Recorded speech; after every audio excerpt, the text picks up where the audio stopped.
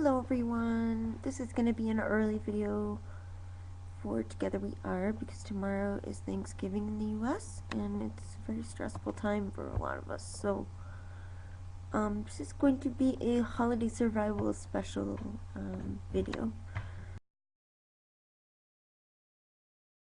I've introduced the slow saver stop method before, and there's actually a togetherweR video that I put up about it. I actually wrote that and presented it on my website specifically for Thanksgiving because it's like the beginning of the winter holidays of like panic about food and stuff. So since that's already done, I'll just refer you guys to it. I'll put a link if you're interested. It's basically a mindful eating exercise. And then two other things I'm going to share. How do you deal with some people that you absolutely love and want to go and they're going to cook for you and you don't know, like, what are they making or what's going to be put in it? I have two techniques that have really helped me, and I just thought that I would share them because I know that this is something that probably every single one of us deals with. In therapeutic technique, in any sort of trauma or crisis or difficult experience, for example, people who deal with anxiety or panic disorder, that kind of thing, to rationalize and speak affirmations and reassure yourself, like, I am okay, I'm going to be okay, I recognize the symptoms that I'm experiencing. Talking yourself down does work. Like, okay, like, this is a reality check. I know for a fact, regardless of this fear and this, like, strange, like, anavision, weird internal perception of, like, holy shit, I just morphed into this, like, massive excess, right? Just because, like, you're not feeling the emptiness that you rely on for security. Remind yourself of that. Like, okay, yes, I am feeling now that the state which makes me most comfortable has been altered, but I heard this quote on a recovery video, and it's always stayed with me. It's one meal, dude. In the grand scheme of things, what sort of impact or lack thereof does one meal have?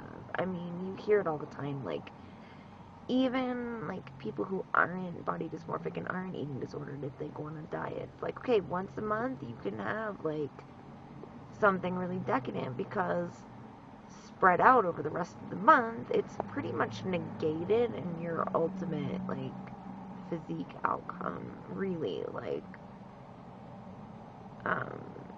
it's just not that big of a deal, and it's easier said than done. But if you practice this, like, responding to negative self-talk and calming, self-soothing techniques, reassurance, grounding, being rational, talking back to the irrational Anna voice is so critical for my sanity. Like, that gets me through a lot. So yeah, it's one meal, dude. Like, no matter how much you eat, and it's never as much as you think if you're anorexic. Like, seriously, come on.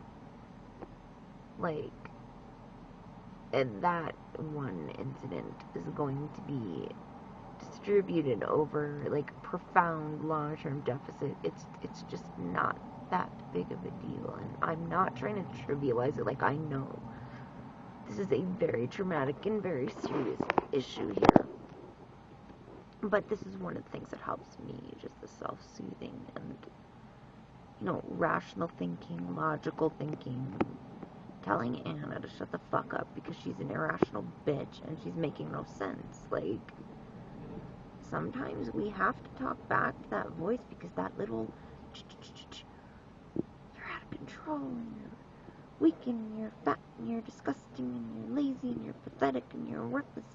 Dude, shut up. I'm gonna have a meal with my family. Peace out. You know, like, if only it were that easy, hey. The second thing that really helps me is taking back the control. Yes, this is going to be a meal that is in excess of caloric value that I'm comfortable with. It's kind of, you know, I don't have control over what I'm eating or what it's composed of necessarily. But I am choosing here and now to allow this meal as a refeeding event.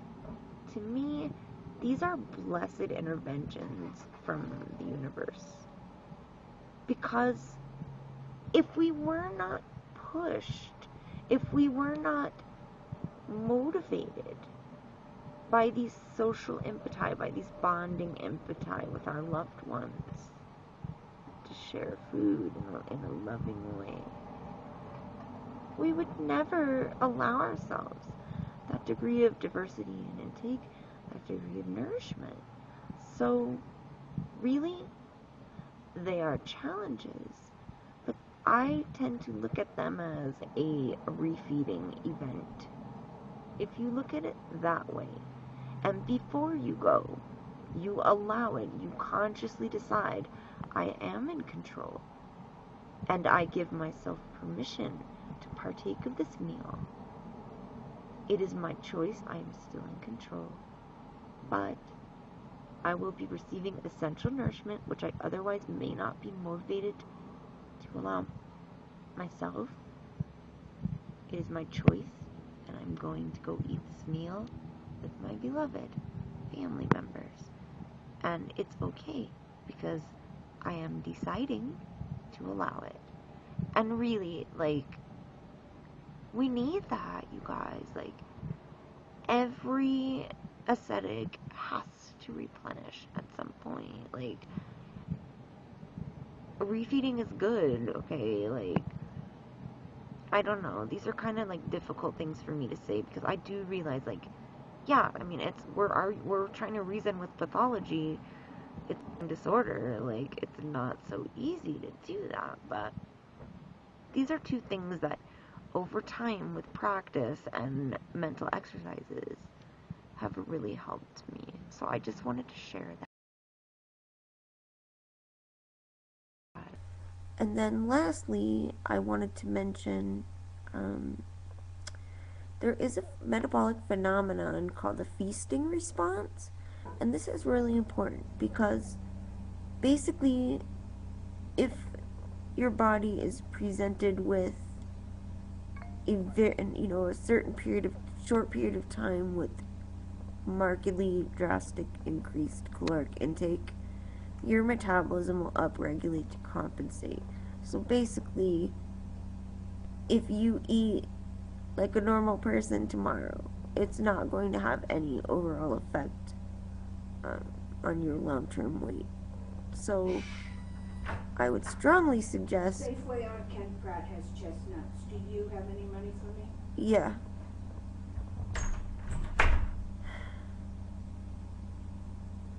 Interruptions, gotta love it. Okay, so I totally lost my train of thought. Thanks, Mom. Right, the feasting response. So yeah, I encourage all of you to think about this and not worry too much. We all survive the holidays every year. They're scary and stressful, but it is possible to get through them. So I hope these things help. And also, I will be online a great deal. If anybody wants to talk or could use a little extra support, please feel free to send me a message. I'm here for you guys. And I know it's a difficult time. So much love, and you guys, it'll be okay no matter what happens. Okay, please allow yourself to enjoy something delicious. And I'll talk to you guys soon. Be well, precious ones. Much love. Bye, guys.